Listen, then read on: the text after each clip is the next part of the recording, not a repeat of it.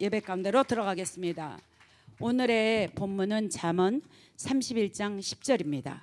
제목은 진주보다 값진 현숙한 여인이라는 제목으로 말씀을 나누고자 합니다. 누가 현숙한 여인을 찾겠느냐? 그의 값은 진주보다 더하다 하는 것이 지금 오늘 본문의 말씀인데요. 진주보다 그 값을 더하다라고 하는 얘기는 현숙한 여인의 값을 따진다면 진주보다 아주 값지다라는 그런 뜻으로 우리가 풀이하면 되겠죠. 현숙한 여인을 찾는다는 것은 아주 매우 어렵다는 것입니다. 그 당시 이스라엘에서는 진주가 아주 귀했습니다. 그래서 성경에 보면은 많은 진주에 관한 대표적 그 귀한 것을 설명할 때 진주라는 것을 통해서 대명사로 이렇게 나옵니다. 귀한 것이 마태복음에 우리 보죠. 13장에 보면은 천국은 마치 좋은 진주를 구하는 장사 같다. 또 마태복음 7장에 보면은 진주를 돼지에게 던지지 말라 이런 말들이 나옵니다. 사실 귀한 것을 나타내는 것에 진주로 예를 들게 됩니다. 그런데 우리가 알듯이 진주는 처음부터 보석이 아니었습니다. 그렇죠? 그 보석 속에 진주조개라는 그 연체 동물의 보석 속에 들어간 모래를 조개가 내보내기 위해서 혈투를 벌이면서 쏟아지는 진액으로 만드는 것이 그 진주라는 보석입니다. 진주는 그래서 조개의 눈물이라고 해서 눈물의 결정체라고 얘기하고요. 또 고통의 결정체라고 얘기합니다. 그런데 하나님이 오늘 이 잠언서에 이 진주보다 가치 있는 현숙한 여인, 참 만나기 쉽지 않은 여인, 그 값을 어느 누구와도 비교할 수 없는 여인, 오늘 본문은 누가 그 현숙한 여인인가, 그 현숙한 여인을 무엇을 하고 성경은 정의하며 그 현숙한 여인이 받는 축복이 무엇인가에 대해서 말씀하고 있습니다. 특별히 오늘 마더스데이이기 때문에 이번 주일 한 주간 제가 설교였기 때문에 무엇을 묵상할까 하다가 개인적으로는 어머님 생각이 떠올랐고요. 그래서 잠언에 많은 지혜로운 여인과 미련한 여인, 많은 여인의 말씀이 비교돼서 나오는 것이 잠언이거든요.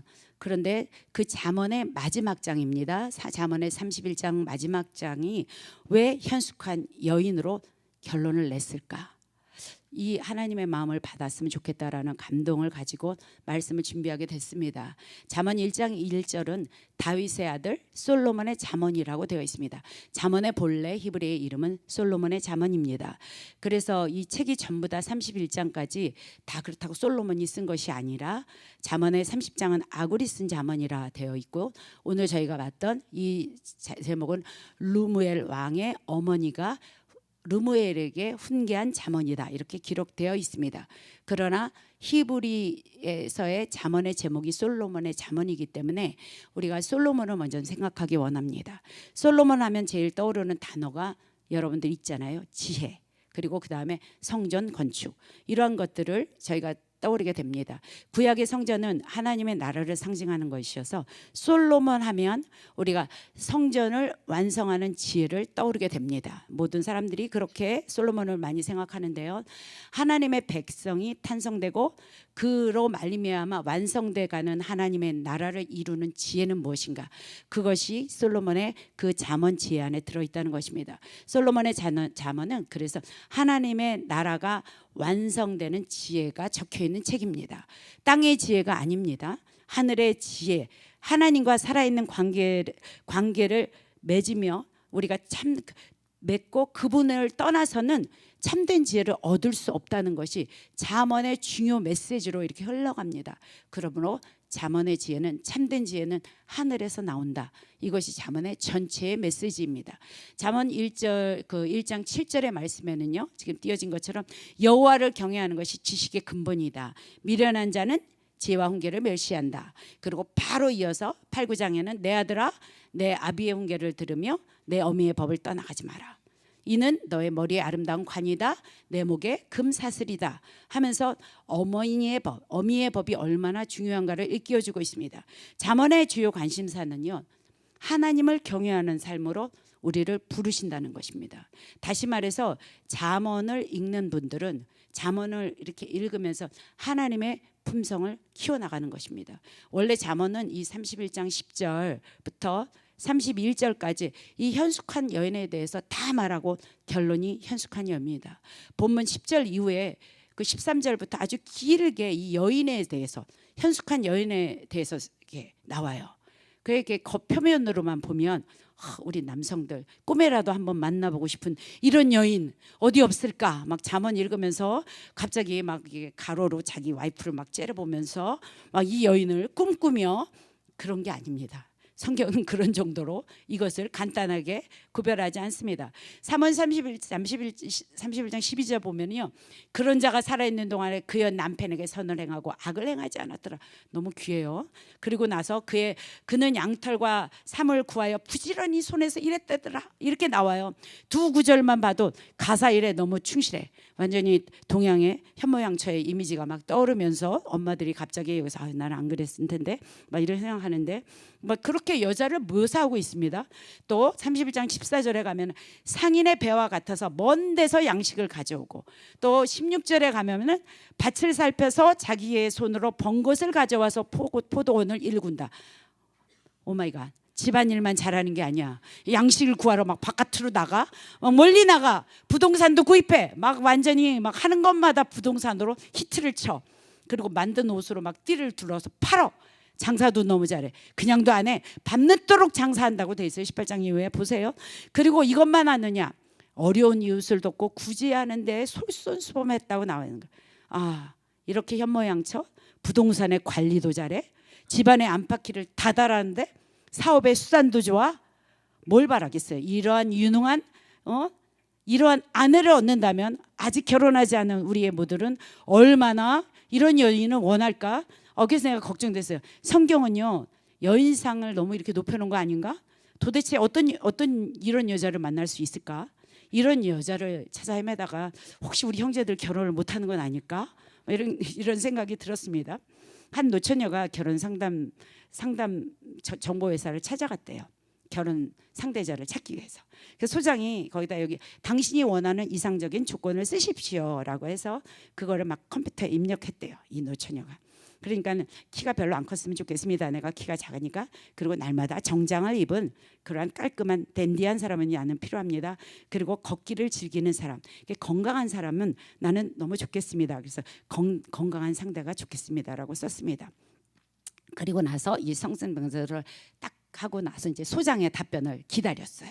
이 노처녀가 그 결과를 보고 깜짝 놀라서 뒤로 넘어지고 말았습니다. 당신의 이상적인 상대는 펭귄입니다. 이렇게. 자, 그렇습니다. 아무튼 원래 책으로 다시 돌아가서 결론적으로 제가 여기에 궁금한 거는 왜 마지막 장에 지혜서라고 하는 솔로몬의 잠언이 지혜서인데 왜 마지막 장에 이 현숙한 여인이라는 것으로 결론을 냈는가? 왜 핵심 메시지가 참된 지혜를 얻는 것이 잠언이라고 지금 말했는데 왜 그러면은 이 잠언은 현숙한 여인으로 결론을 내줬는가? 그렇다면은 이 여인을 만나는 그거는 내가 그냥 잘 먹고 이런 부인 만나서 잘 먹고 잘 살아서 적어도 그런 것은 아니지 않을까? 그러면서 성경의 진주보다 값진 여인으로 표현되는 이 여인은 누굴까? 한번 생각하고 싶었습니다. 그래서 같이 여러분과 이것을 나누기 원했는데요. 결론적으로 31장 30절 거의 마지막 끝에 가면은 고운 것도 거짓되고 아름다운 것도 헛되나 오직 여호와를 경외하는 여자는 칭찬을 받을 것이라, 이렇게 되어 있습니다. 깊은 신앙을 가진 여인, 바로 성경은 이런 여인을 현숙한 여인이라고 말합니다. 실제 능력의 내면에 존귀함도 있고 모시로 옷을 짓고 상인에게 넘기고 모든 몸매무새의 힘과 위험이 나타나서 앞일을 걱정하지 않는 그런 여인. 그러나 가장 더 중요한 것은 이 여인은 말씀의 종이었다는 것입니다. 그래서 지혜로 하나님의 말씀을 가르치고 후일을 준비하는 그러한 여인, 이러한 여인을 성경의 잠언은 현모양처라고 얘기합니다. 현숙한 여인은 고운 여자도 아니고 아름다운 여자도 아닙니다. 결국은 그것은 다 변하게 되는 거거든요. 이런 것들은 헛돼서 거짓됩니다. 아무리 얼굴에 보탁스를 맞아도 늙으면 늙습니다. 그렇기 때문에 아름다움도 때가 지나면 그것은 사라지게 돼 있습니다. 그런데 무엇이 아름답냐고요? 세상이 아무리 인내하고 조용해도 다 현숙한 여인 아닙니다. 무엇을 위한 인내고 무엇을 위한 조용함일까요?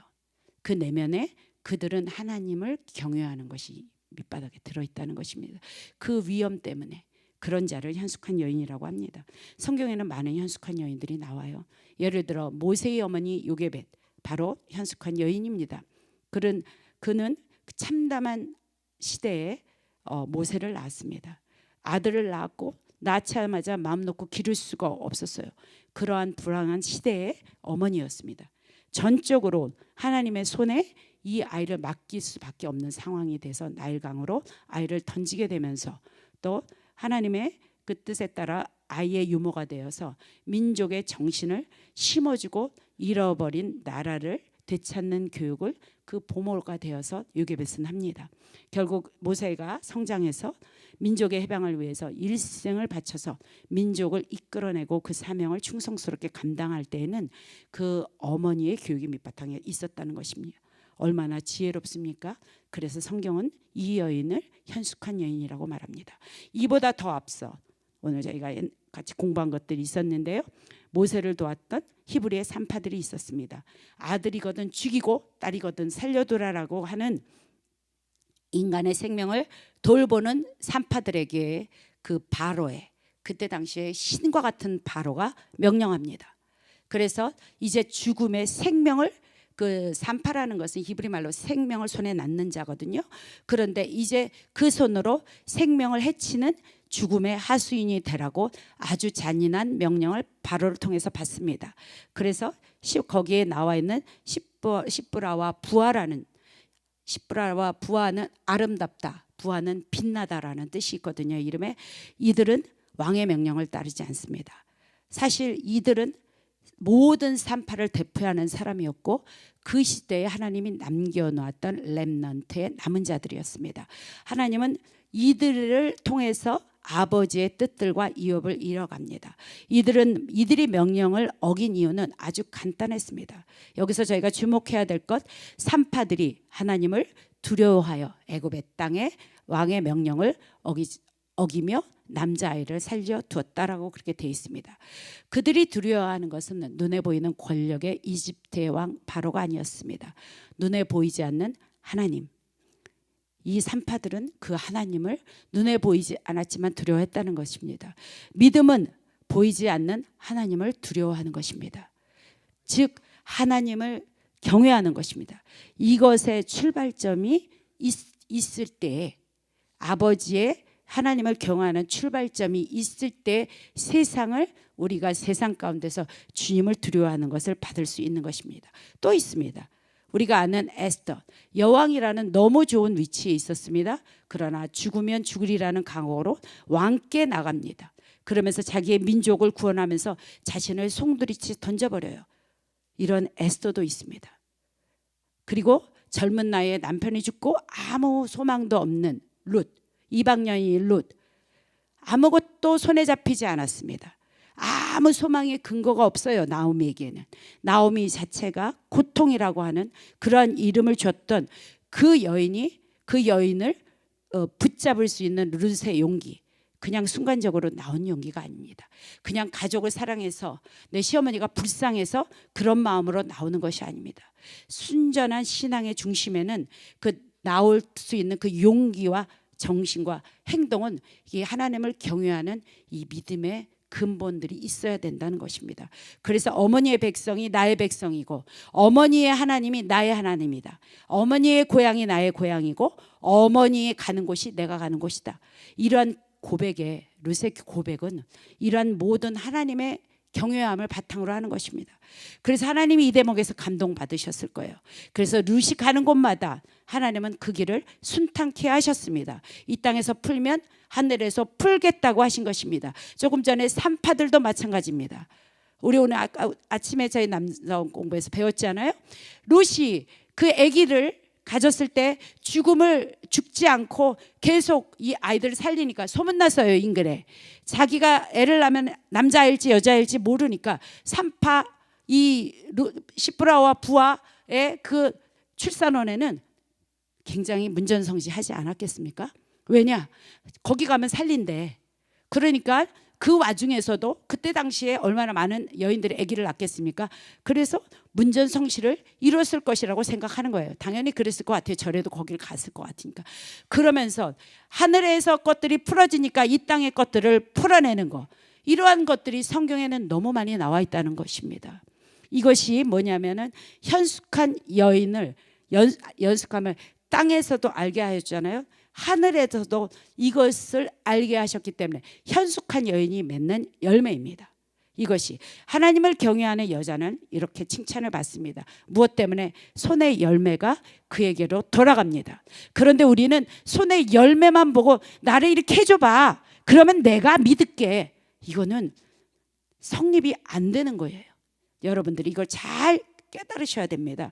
그들이 행한 일로 인해서 사람이 많이 다니는 성문 앞에 이들은 칭찬을 받게 됩니다. 사라나 리브가, 레아 같은 사람 모두가 여호와를 경외하는 여인이었습니다. 에스더나 룻, 또 라합도 있었습니다. 이들은 하나님을 경외하는 자였습니다. 하나님이 이들을 귀하게 쓰셨습니다. 아멘입니다. 저는 이 어머니 주일에 대해서 제가 제 개인적으로 3년 전에 돌아가신 어머님 생각이 많이 났습니다. 제가 한국에 도착하자마자 어머니 돌아가셨다는 소식을 듣고 한국에 도착하자마자 바로 제가 영안실에 가게 됐어요. 왜냐하면은 시간에 시차가 있어서. 근데 제가 그 순간의 장면을 지금도 잊을 수가 없습니다. 사실 노안이 되셔서 아프셨는데 체중이 40kg도 안 되셨습니다. 저희 어머니가. 그러니까 얼마나 이 체구가 말랐겠습니까? 이 다 빠졌으니까 정말로 작은 체구였을 텐데 제가 이렇게 어머니를 딱 봤는데 진짜 이렇게 너무 산이 큰 거예요. 너무 늠름한 거예요. 여기 딱 들어가서 어머니를 봤는데, 그래서 저도 모르게 순간적으로 이렇게 해서 묵념을 했습니다. 묵념을 했어요. 기도라는 표현보다 너무나 그 산과 같은 엄마의 그 시신 앞에서 그 웅장함 때문에 제가 고개를 숙이면서 수고하셨습니다. 진짜 이렇게 경례하면서 수고하셨습니다 한 것처럼 이렇게 훌륭한 삶을 사시고 개손 장군처럼 떠나시는 한 세상을 오셔서 이 임무를 이렇게 감당 잘하시는 그 무게감 때문에 확 그런 경외함이 들었습니다. 왜냐하면 저희 어머니가 1930년대에 전한 부모 세대였습니다. 알다시피 그때 당시에 부모들은 일제 식민지가 있었습니다. 어린 시절 이들은 식민지를 받고 또 들어보면은 6.25의 남침을 경험했습니다. 해방도 경험했고 1.4후퇴 뭐 모든 것들을 많이 경험했어요. 그리고 경제개발이라는 놀라운 부흥도 보셨습니다. 그러나 IMF 통과하셨던 분인 거예요. 엄청난 격동의 시기를 살아왔던 한국의 대한민국의 현대사를 그냥 온몸으로 살다 가신 분들이십니다. 저희 부모님의 세대는. 그래서 이 세대는 1907년에 그 평양의 대부흥의 불씨들이 계속적으로 이어가면서 한국교회의 성장을 이뤄냈고 또 사회개혁이 이루어지는 성령의 역사들의 이들은 주인공이었습니다. 그래서 한국교회가 세계적인 교회로 성장케 하는 세대를 이분들은 살았습니다. 저는 어렸을 때 이거밖에 없어요. 그냥 그 추운 그 맨바닥에 이게 들어가면 이렇게 이 신발 벗고 올라가면 요만한 난로 하나 있는 곳에 새벽에 가면은 무슨 그때 당시에 저희처럼 무슨 이렇게 두꺼운 오리털 파카가 있겠습니까? 우리들을 다 끌고 그냥 깜깜한데 거기 가면 그때부터 불을 피우면 얼마나 추운지 몰라요. 거기를 우리를 다 갖다 왜 그러는지 몰라. 우리를 다 데리고 가서 그냥 마룻바닥에 하나 놓고 그냥 기도하시는 거예요. 그리고 그때 당시에 쌀도 많이 없었어. 한 대, 두 대 이렇게 팔아서 저희들 밥 먹었던 시대입니다. 제 어린 시절에. 가면은 집에 이렇게 성미 주머니가 이렇게 달려 있어요. 이렇게 주머니. 거기다 기도하면서 이렇게 쌀을 하나씩 넣고 그거를 갖고 와서 주일날 되면은 그냥 거기다 성미 주머니라고 해서 그거를 이렇게 권사회들은 그거를 했던 기억밖에 없어요. 그냥 그러면서 이렇게 쌀 하나 이렇게 집어넣으면서 가족을 위해서 그렇게 기도했던 이러한 풍경들은 지금 이 시대에 없습니다. 저는 그것을 바라보고 살은 시대이기 때문에 믿음의 선조들이 그러한 기도를 통해서 대한민국을 한 블락 한 블락 동네마다 교회를 세우는 그러한 역사를 이뤄내신 것입니다. 우리나라가 언제 이렇게 잘 살게 됐나요? 저희 1950년 60년도에 필리핀이 우리나라보다 훨씬 더 잘 살았습니다. 그래서 막 저희 라디오로 막 들으면서 막 농구할 때 막 박신자 막 신동파 막 나올 때 막 그런 시대입니다. 동네에 흑백 테레비 하나 있었던 어린 시절을 저는 이 서울의 중심에 살았어도 그러한 시대를 저는 지나간 거예요. 기독교가 들어온 나라 다 부흥합니다. 언제 우리가 그렇게 잘 살았나요? 그리스도의 영광이 충만할 때 부흥합니다.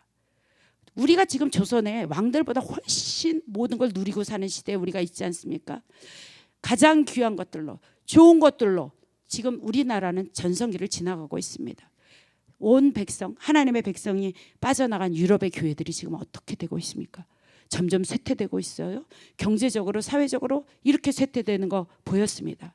우리 민족이 하나님이 하나님 되심을 박수치고 찬양하고 기도하고 노래할 때 민족이 받은 복이라는 것입니다. 우리가 일으킨 복이 아니라는 겁니다. 우리 선조들의 눈물, 지금 대한민국을 이뤄낸 이것들을 저는 목격하는 그 시대를 살았습니다. 영적으로 풍요함을 누리는 부모님의 헌신의 세대, 그래서 어머니의 그 모습에 한 세대를 잘 살아주셔서 귀한 것을 물려주셔서 정말 고맙습니다, 수고에 감사합니다라는 그러한 고백이 나올 수밖에 없었던 것 같습니다. 그러면서 그때 나오면서 제가 기억했습니다. 하나님, 내가 죽을 때 나의 기억을, 나의 모습을 기억하는 나는 무엇을 물려주면 되겠습니까? 하나님, 나는 어떤 모습으로 우리의 자녀들에게 나의 모습을 물려줘야 됩니까? 정말로 내 스스로 그 순간에 하나님과 독대하는 시간을 가질 수밖에 없었습니다. 오늘 현숙한 여인을 택한, 그리고 이것이 나에게 오늘 같이 여러분들과 나누고 싶다는 감동은 그때 그 감동 때문에 왔던 것으로 저는 생각을 합니다. 다시 말씀으로 돌아가면 본문의 현숙한 여인을 히브리어로 말할 때 에쉐트 하일이라고 합니다.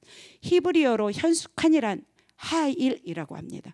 하일은요, 유능함, 힘 있는, 능력 있는 의미로 군대를 말합니다. 그래서 지금 앞에서 지금 얘기했던 펭귄과 같은 그러한 여인상이 아닌 거죠. 여인, 군대, 엄위한 신부, 어디서 많이 우리가 아는 것 같아. 아가서의 마지막 때의 신부의 모습과 연결되는 그러한 현숙한이라는 단어는 그렇게 연결이 되고 있습니다. 아가서는 요한계시록과 더불어 마지막 때의 교회의 모습을, 그것도 어떤 교회의 모습, 사랑에 빠진 군인의 모습을 여기에 보여주고 있습니다. 여기서 한 가지, 현숙한 여인이라고 하니까 우리 지금 남성분들은 다 그래, 이거는 나한테 해당하는 게 아니야, 내 와이프 잘 들어라, 여러분들 열애가 되시면 안 돼요. 이거는 여러분들 본인에게 해당하는 것입니다. 고린도후서 11장 2절에 바울은요, 내가 하나님의 열심으로 너희를 위하여 열심을 내노니 내가 너희를 정결한 처녀로 한 남편인 그리스도께로 드리려고 중매함이라, 이렇게 했습니다. 사도 바울, 그러니까 뭐냐면 이 말은요, 교회에 구성되는 개개인 성도가 예수 그리스도의 신부라는 겁니다. 아내라는 거예요. 그러니까 교회 공동체 전체가 예수 그리스도의 신부면서요, 아내라는 겁니다. 교회가 예수 그리스도의 신부라면 당연히 예수 그리스도는 교회의 영적 신랑입니다. 이 똑같은 고백을 사도 바울은 에베소서 5장 동일하게 선포합니다. 아내들이여 자기 남편에게 복종하기를 주께 하듯 하라. 이는 남편이 아내의 머리됨이라 그리스도께서 교회의 머리됨 같이라고 얘기합니다.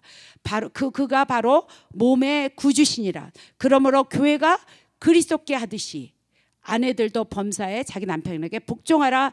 남편들아 아내 사랑하기를 뭐라고 해요? 그리스도께서 교회를 사랑하시고 그 교회를 위하여 자신을 주신같이 하라. 그러면서 32절에 가서 크도다 이 비밀이, 나는 누구에 대해서? 그리스도와 교회에 대해서 말하노라, 이렇게 말합니다. 그리스도와 교회가 영적인 신랑과 신부의 관계라는 것이 큰 비밀이라는 거예요. 지금 사도 바울은 위대한 신비라는 거예요. 우리가 히브리어 배웠으면 무스테리온이라는 겁니다. 미스테리라는 거예요. 이 영적인 눈이 여러분에게 열리기를 주님의 이름으로 축복합니다. 보면 이 진리를 구약으로 우리가 이렇게 밀고 간다면은요, 처음에 창조된 아담과 하와의 부부관계는 장차 둘째 아담으로 오실 예수 그리스도와 교회의 영적 부부의 관계를 예표하는 그림자인 것입니다. 이 영의 눈이 열리기 원합니다. 이 진리를 영혼의 차원으로 우리가 끌고 들어간다면 창세전에 하나님 아버지께서는 교회를 예수 그리스도 안에서 선택하실 때 성부 하나님은 교회에 당신의 아들을 아들의 신부로 아내를 택하셨는데 그것이 교회라는 거예요. 이것을 사도 바울이 깨닫고 이것이 정말 신비한 놀라운 비밀이다 라고 얘기하는 겁니다. 교회가 예수 그리스도의 신부라고 하는 거 있잖아요. 이 이미지, 교회의 무한한 영광과 특권을 표현하는 것이거든요. 예수 그리스도가 교회의 신부라는 것, 신랑이신 예수님과 모든 것들을 함께 공유한다는 거예요. 여러분들 결혼해서 부부가 되면 모든 것을 공유하잖아요. 공유하게 되는 거잖아요. 우리가 이것을 공유한다는 거예요. 어떤 것? 예수 그리스도 안에 있는 한없는 지혜, 이것을 우리가 공유할 수 있다는 거예요. 예수 그리스도 안에 있는 절대적인 거룩과 의로우심, 이게 공유가 된다는 거예요. 예수 그리스도 안에 있는 놀라운 권능, 예수 그리스도 안에 있는 그 통치권과 주권, 예수 그리스도 안에 가지고 계신 만유에 대한 소유권, 예수 그리스도를 향한 아버지의 무한한 사랑, 예수 그리스도에게 부어지는 끝없는 성령 충만함, 더 있습니다. 끝도 없습니다. 이 모든 것들을 신부된 교회는 신랑된 예수 그리스도로 인하여 모든 것을 함께 누리는 영광과 특권을 가졌다는 것입니다. 우리는 그런 자입니다. 그런 자의 예배, 오늘 계속 개인 형제가 선포하고 했는데 그런 자의 예배가 예배 가운데 드려져야 합니다. 우리가 맺어진 아버지와의 그 관계의 예배, 하나님은요 인간을 창조할 때 에덴 동산에 두셨습니다. 에덴 동산은 이 모든 것들을 가장 누릴 수 있는 최대한의 공간이었습니다. 그것이 바로 지금 우리가 서 있는 이 땅입니다. 하나님께서는 이 땅을 다스리고 정복할 수 있도록 우리를 창조하셨습니다. 우리 담임 목사님의 말씀처럼요, 우리는 겨우 구원을 받아가지고 천당 가는 존재로 부르시지 않았다는 것입니다. 이 교회의 특권이 우리들에게 사용돼서 이 특권이 우리들에게 전파될 때 그것이 하나님 나라가 이 땅 가운데서 확장되는 것입니다. 이제 창립 1주년 더 크로스 처치, 그리스도 안에서 놀라운 이 자존감들, 주님 안에서 선십의 이 정체성들, 담대함과 용기들, 지혜가 보여줄 수 있는 이 공동체로 우리 더 크로스 처치는 성장될 것을 선포합니다.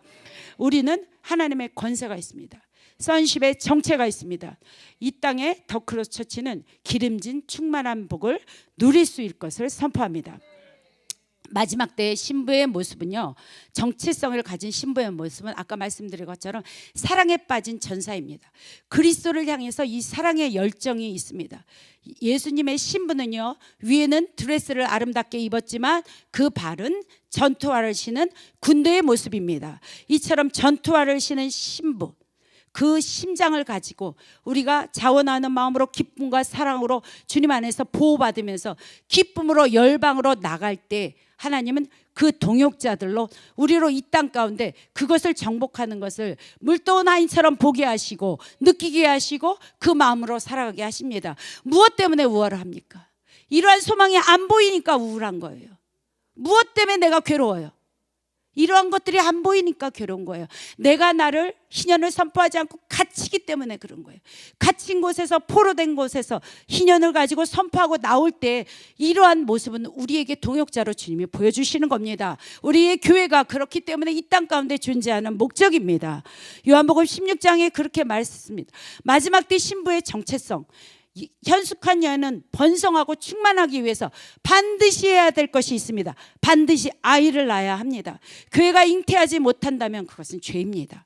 요한복음 16장 2절에 여자가 해산하게 되면 그때가 이르렀으니 근심하나 아기를 낳았는데 세상 사람이 난 기쁨으로 말미암아 고통은 그들이 기억하지 않았다고 했습니다. 해산에 대해서, 생명을 낳는 기쁨에 대해서 요한복음이 말씀하고 있는데요, 다음 세대를 출산하기 위한 것은 고통을 감내할 수밖에 없는 것입니다. 그 감내하면서도 이들이 이것을 세워지는 것은 그 생명이 난 것을 기뻐하기 때문이라고 성경은 말하고 있어요. 사명을 받아들이고 그 사명이 성취되는 그 소원이 나에게 있으면서 이 다음 세대에게 이 하나님을 경험하도록 나타나게 하는 이것이 교회가 부르심의 자리에 서 있는 것입니다. 이것이 하나님의 유업을 전수시키는 것입니다. 구약의 여인들은요, 구약의 여인들의 가장 큰 역할이 무엇이었냐면 바로 여자의 후손을 낳는 것이었어요. 창세기 3장 15절에 처음에 예언된 그런 메시아의 최초의 복음이 있습니다. 그것을 우리는 프로테방젤리움이라고 해서 원시 복음이라고 말해요. 이것이 내가 너희 여자와 원수되게 하고, 그렇죠? 너희 후손도 여자의 후손과 원수되게 하리니 여자의 후손은 내 머리를 상하게 할 것이요 너는 그 발꿈치를 상하게 할 것이다. 그랬습니다. 이 구절은 메시아, 여자의 후손을 통해서 하나님의 자녀가 최종적으로 승리한다는 겁니다. 이것이 복음이에요. 그 당시 가스펠을 처음 주셨던 복음입니다. 너로 여자와 원수가 되게 한다라는 이 너라는 것은 사단입니다. 그러면 내 후손도 여자의 후손과 사단과 우리는 원수되게 되어 있다는 거예요. 그러니까 여자의 후손, 그 째라, 우리 배웠습니다. 이스라엘 강의 때 째라라고 배웠어요. 그 씨. 이 씨가 잉태됨으로 무엇을 하기 위해서? 마지막에 최종적인 승리를 하기 위해서 이 씨는 후손으로 인해서 배출되어야 했습니다. 그래서 구속사의 관점으로 보면 구약시대의 여인들은 잉태하고 출산하는 여인의 후손을 낳는 일에 관련이 있다라는 거예요. 아이들을 간구하는 거 있죠. 여인들, 열국의 어미인 사라도 그랬고, 리브가도 그랬고, 사무엘의 어머니 한나도 그랬고, 세례 요한의 어머니 엘리사벳도 그랬습니다. 너무 많은 여인들, 그들에게 하나님이 임신을 중단하게 하시고 잉태를 중단하게 하시고 하나님께 구하며 그 아들을 찾아가도록 했습니다. 이들이 아들 좀, 내 아들 주세요, 내 아들 주세요, 이렇게 기도하는 거예요. 나 좀 내 아들 주세요, 나도 아들 있어요, 이러지 않았습니다. 여자의 후손을 달라고 했던 기도입니다. 구약의 여인들은 사단의 머리를 상하게 하는 여자의 후손을 주십시오. 이 사단이 마침내 이 땅에 있는 모든 것들을 승리할 수 있는 그 여자의 후손을 간절하게 달라고 기도했던 거예요. 하나님은 그 기도 소리를 들으시고 그들에게 아이를 주셨습니다. 그 후손의 자녀들이 통로의 통로를 이끌면서 하나님이 그 기도를 우리에게까지 이 땅 가운데 우리가 살고 주님이 오시기 전에 이 땅 가운데까지 그 기도의 통로를 저희들에게 열어주셨습니다. 우리의 부모 세대가 이것을 이루셨습니다.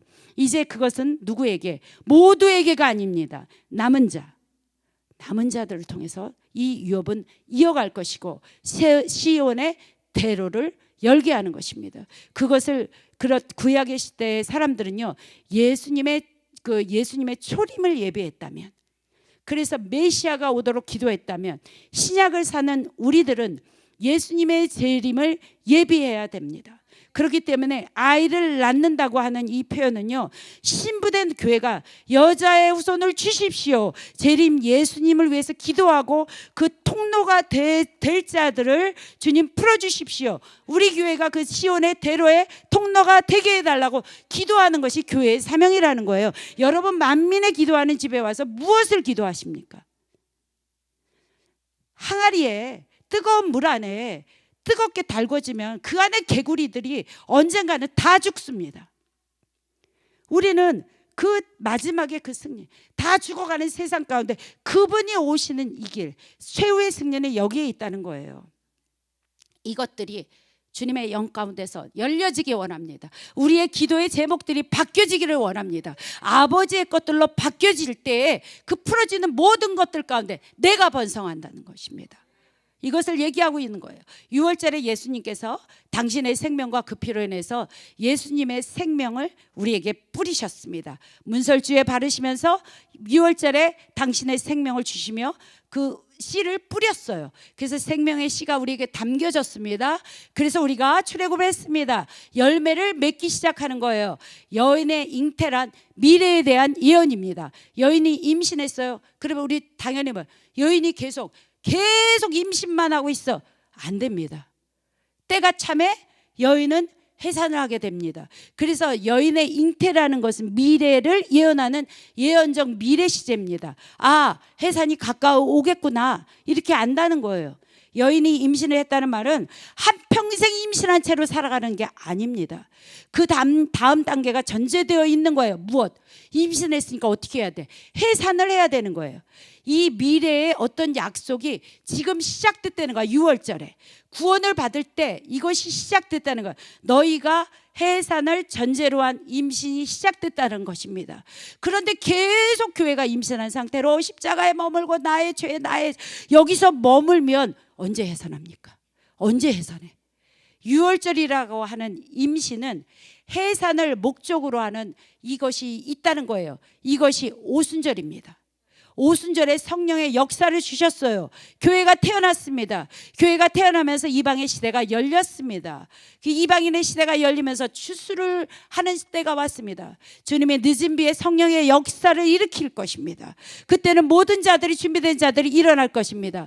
이스라엘 회복될 것이고 하나님이 다시 오시는 종말을 맞이하는 그 하나님의 나라를 이 땅 가운데 이루실 거란 말이에요. 그 많은 열매를 추수하는 그때까지 우리를 이 땅 가운데에서 충만하라고 주님은 말씀하십니다. 하나님의 말씀에 그것을 사명으로 내가 받아들이고 그 사명을 갈망하는 자들로, 그래서 만민에게 부어지는 그 성령의 역사를 기다리는 자가 되어야 된다는 것입니다. 그래서 임신하는 것은 하나님이 주신 가장 큰 약속을 주신 겁니다. 여러분들 지난 4월 6일 날 콜로라도주 하원에서 자신을 트랜스젠더라고 말하는 자녀에게 잘못됐어 라고 성명을 불렀다는 이유로 부모의 양육권이 박탈되는 그러한 법이 통과됐습니다. 우리가 그러한 세상을 살아가고 있는 거예요. 마지막 때에는 어둠의 나라가 강력하게 증가되지만 하나님께서는 하나님의 나라도 강력하게 증가할 수 있도록 남은 자들을 세우셨다는 것입니다. 하나님의 주요한 일들이 있기 전에는 이러한 아주 악한 법들이 계속적으로 법제화되면서 일어나고 있습니다. 하나님의 나라가 강력하게 올라오기 때문에 법제화되는 이 법들이 계속해서 이것을 막으려고 뚫고 들어오는 세대를 우리는 살아가고 있는 거예요. 이 시대에 합법적이지 않은 법들이 계속적으로 법제화되고 있는데 마지막 때의 교회가 이 아이를 낳지 못한다면, 이 아이를 낳는 움직임이 없다면 그것은 죽은 교회인 겁니다. 아이를 낳지 않는 거, 전도하지 못하는 거, 그저 내 안에서 머물러 있는 거, 그런 차원의 의미에 이런 아이를 낳는 것이 아니지 않습니까? 잉태만 하면 저절로 해산하나요? 아닙니다. 출산이나 유산이냐, 우리가 우리 창립 1주년 되기 전에 출산된 우리 교회 안에 주님 계속해서 유산되지 않도록 잉태되게 해달라고 우리가 기도했습니다. 잉태가 해산으로 이어지도록 먹고 보호하고 자라도록 그렇게 해야 되는 거예요. 이 과정은 불편해요. 불편을 감수할 수밖에 없습니다. 모든 것들이 불편합니다. 이것을 위해서 교회를 섬기고 하나님 나라를 배워가면서 성숙하게 우리가 이것을 키워내는 거예요. 하나님께서 주신 성별이 없다고 그렇게 말하는 악한 세상을 쳐다보면서도 내 것만을 지키고 산다면은 무엇이 나중에 우리에게 주어지겠습니까? 부모와 자녀 세대는 말씀 안에 거해야 되는 거예요. 마지막 때가 될수록 이런 아들을 낳는 움직임들이 없어질 것입니다. 아들을 낳는 거에 관심이 없고요. 우리 대한민국 지금 몇 프로의 출산율이 있습니까? 내가 먹고 살게 죽겠는데 내 아들 못 키우겠다는 거예요. 최고로. 본인의 신앙을 지키는 것에만 관심을 갖는 건 우리는 보고 있습니다. 내 믿음, 내 구원, 내가 영원히 사는 것, 내가 오늘 바꾸자, 내 가족, 그냥 내 바운드리에서 관심을 못 받고 있는 거예요. 왜 내가 주님의 신부가 되어야 해요?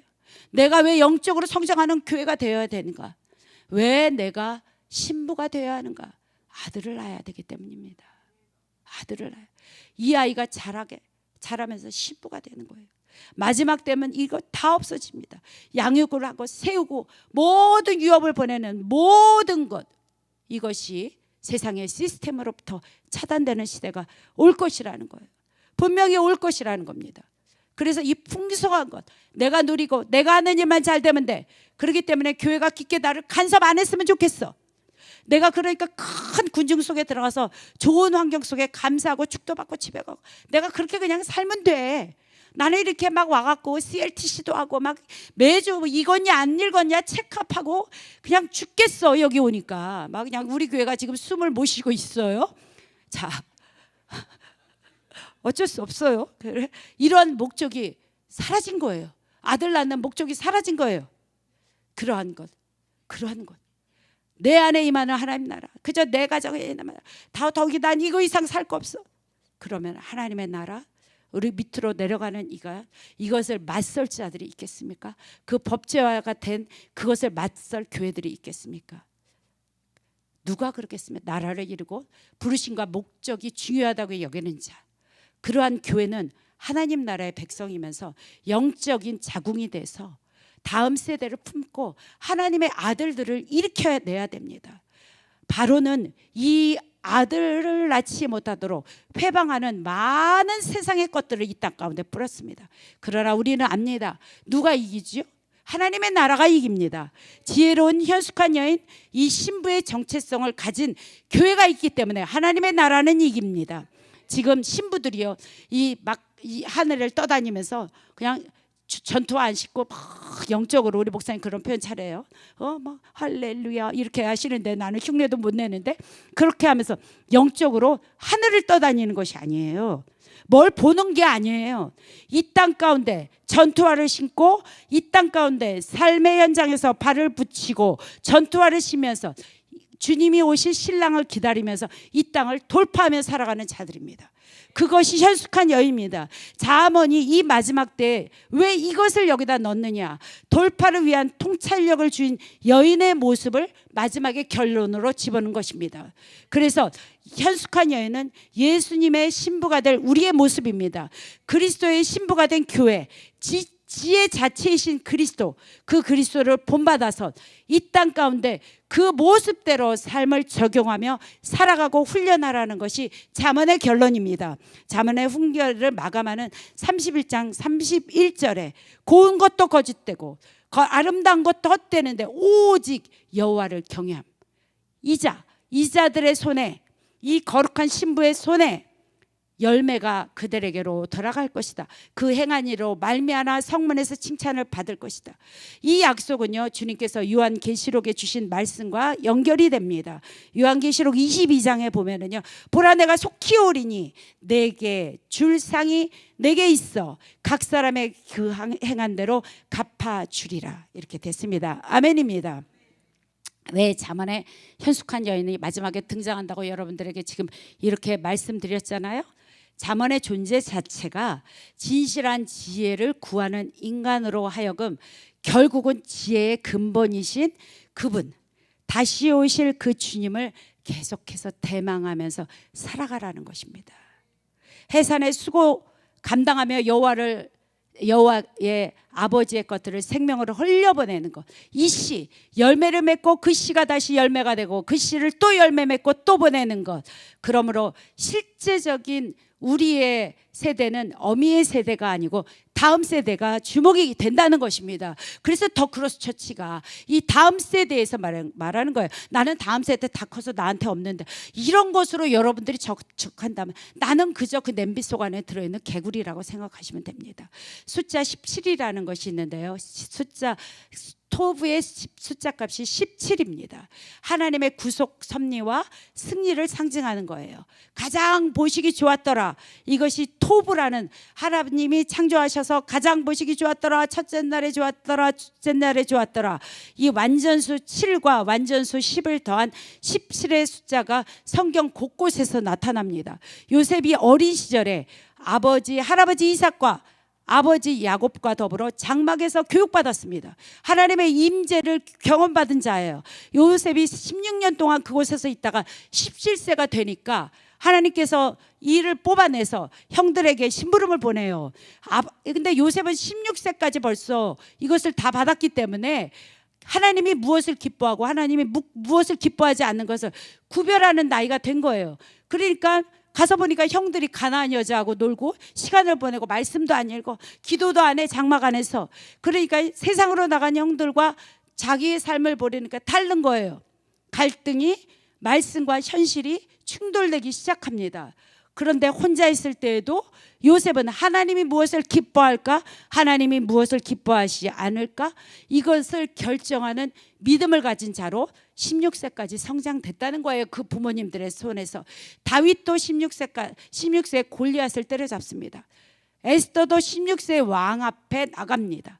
죽으면 죽으리라고 이들은 아비세대의 교육받은 자들로 17세가 되면서 토부의 가장 좋은 상태로 이들은 바뀝니다. 토부의 가장 좋은 상태만 그 안에서 안전하고 좋고 돈 많이 벌고 막 좋고 막 이래야 되는데, 여러분, 토부는요 자기의 부르심으로 찾아가는 자리를 토부라고 합니다. 이들은 애굽 땅으로 훈련받았기 때문에 던져지게 되는 거예요. 혼자가 돼버린 거예요. 세상에 던져지고 혼자가 됐는데 아버지께서는 이것을 토부라고 하십니다. 하나님이 이것을 가장 좋은 자리라고 이야기합니다. 그러면서 17세가 된 요셉은 꿈을 꾸기 시작해요. 그러니까 꿈을 꿔서 형들한테 너희들이 나와서 열한 빚다는 나에게 절하라. 더욱 미워하게 됩니다. 본격적으로 꿈을 꾸자 더욱더 형들이 미워했더라라고 나옵니다. 얼핏 보면은 요셉의 갈등이요, 이게 본인이 일으키는 것 같지만 아유 왜 쟤는 좀 그런 얘기 안 하고 좀 저렇게 그냥 촉촉 나서서 그래? 아닙니다. 그 꿈을 누가 주셨다고요? 하나님이 주십니다. 하나님이 주셨기 때문에 요셉은 그때부터 하나님과 동행하는 자가 됐어요. 하나님이 주신 꿈이기 때문에 요셉은 더 이상 사람과의 관계가 중요한 것이 아니라 하나님의 뜻이 중요한 자로 요셉은 타협하지 않았다는 거예요.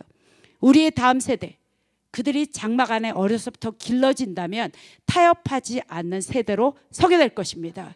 가감없이 던져지는 세대가 될 것입니다. 이들이 던져졌을 때 일리들 요셉처럼 진리를 사수했습니다. 세상을 저항하는 세대로 이들이 가는 곳마다 변화의 주역이 됐습니다. 여러분들 우리 기억해야 합니다.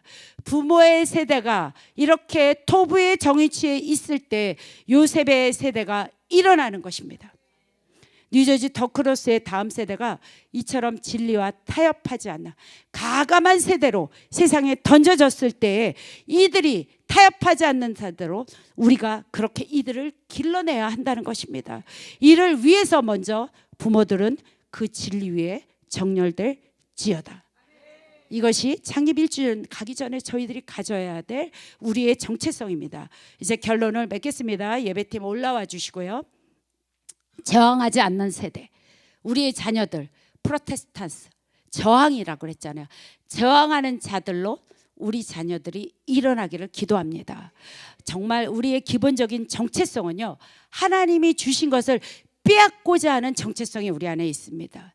이것을 저항하는 것이, 이것을 저항하는 것이라는 것. 하나님에게 이 주신 것을 빼앗았는데 빼앗기고도 가만히 있는 것이 아니라 하나님이 주신 것을 다시 찾아오려고 저항하는 것. 정말 저는 감사한 것은 이 여기 교회에 레비스탕스가 있어요. 우리 교회에 레위인과 프로테스탄스, 이러한 예배팀이 우리의 찬양과 예배의 주역이라는 거예요. 정말 이것이 얼마나 우리에게 감사하고 복된 것인지 모릅니다. 만몬의 상징인 월스트리트, 또 바벨의 상징인 그 베델, 그 바벨의 상징이라고 하는 그 바벨탑이 쌓인 그곳을 향해서 주님이 더크로스 처치를 이곳에 베델로 세우셨어요. 저희들에게는 생명을 계속해서 흘려보내야 되는 그러한 사명을 가진 교회입니다. 무엇이 길고 무엇이 짧고 누가 있고 누가 없고 저희들에게는 상관없습니다. 우리 담임 목사님, 박구정 목사님 말씀하셨어요. 눈물로 씨를 뿌리는 자는 기쁨으로 이것을 거둘 것이라는 것. 오늘도 이 눈물의 씨앗이 이 베델이라는 이 기도의 집에서 계속적으로 뿌려질 것을 선포합니다. 그런 자들을 통해서 기쁨의 단을 거두는 것을 저희는 목격하게 될 것입니다. 그것은 바로 우리의 다음 세대에게 믿음을 전하는 것입니다. 앞으로는 우리의 때에 환란이 있습니다. 지금 자체도 세상은 진동합니다. 매일매일 기름 부음으로 우리가 예비하면서 이것을 통과해야만 합니다. 각자의 말씀의 창고에 말씀을 채우시기를 권면드립니다. 특별히 말씀을 암송해서 그 말씀이 위기 때마다 우리의 생명과 우리를 살릴 수 있도록 말씀으로 채우시기 바랍니다. 그리고 또한 기도해야 합니다.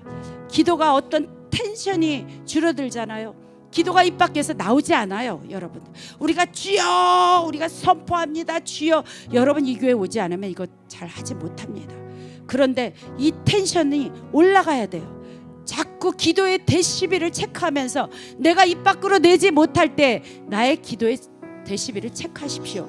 계속 주님의 그 음성 가운데서 나의 것들을 주파수를 맞추며 그 주님 앞에 절규하면, 때로는 크라이아웃하며, 때로는 침묵 가운데, 때로는 골방에서 그 아버지와 계속적으로 교제하는 그러한 시대로 우리가 서야 되겠습니다. 말씀과 기도, 이것이 마지막 때를 이길 수 있는 유일한 키인 것을 여러분께 선포합니다.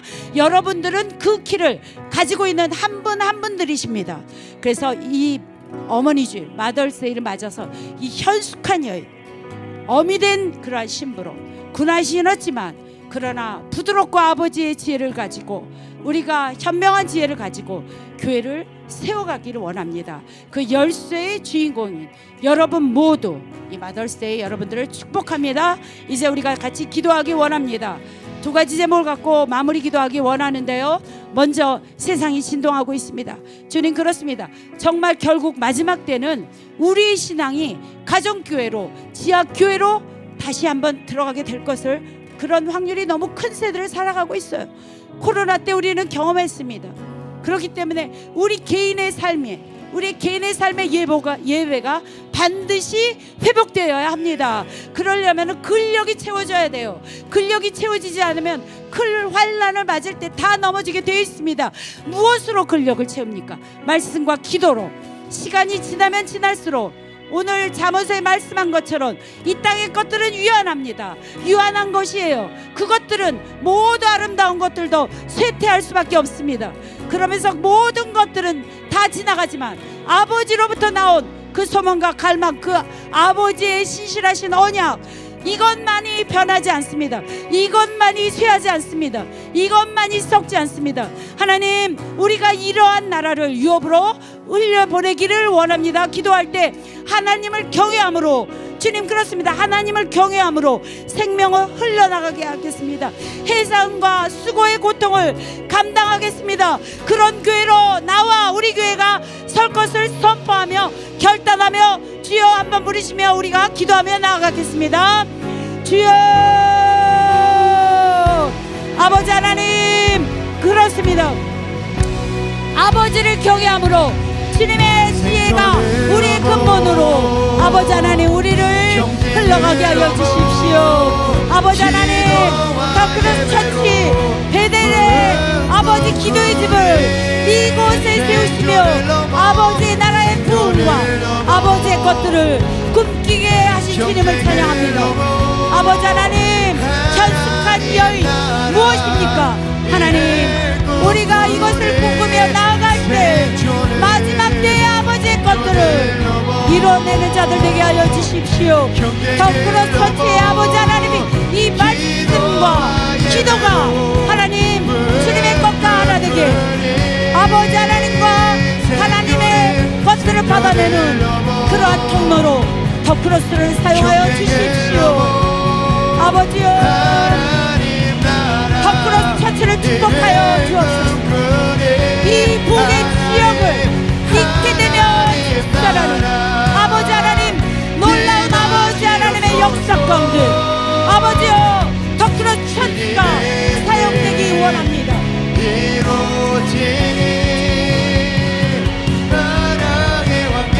그렇습니다.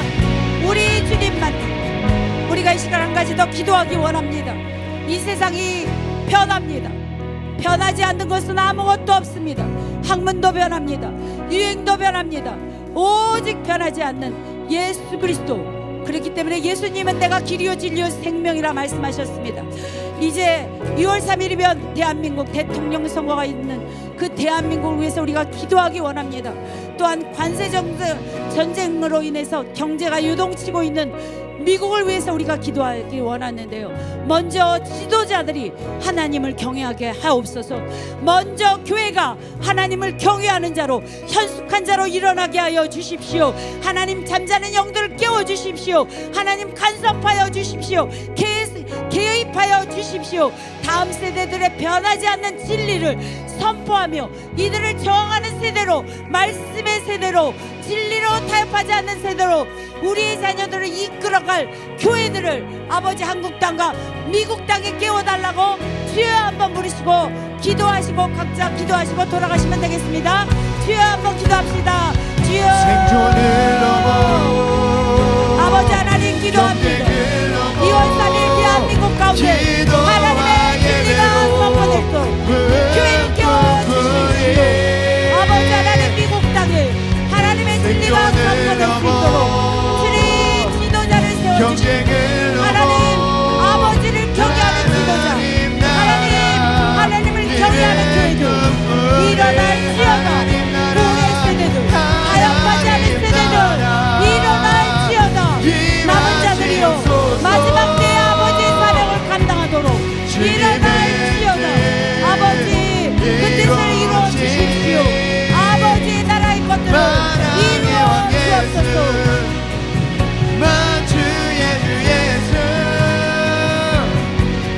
주님의 뜻 이루어지리. 하나님 나라 임하시옵소서. 주님의 뜻 이루어지리. 만왕의 왕 예수 만주의 주 예수 주님의 뜻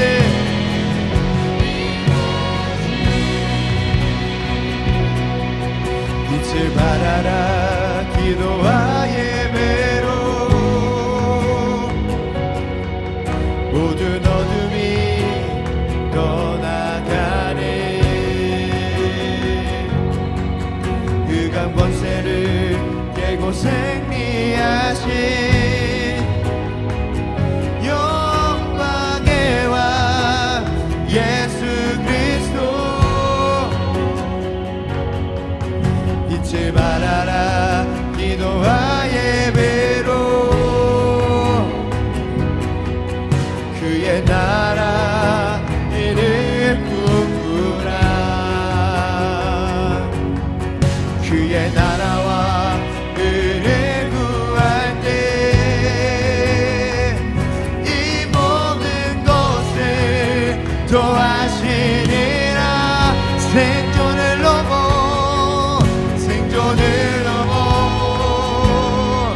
경쟁을 넘어 기도와 예배로 꿈꾸리. 생존을 넘어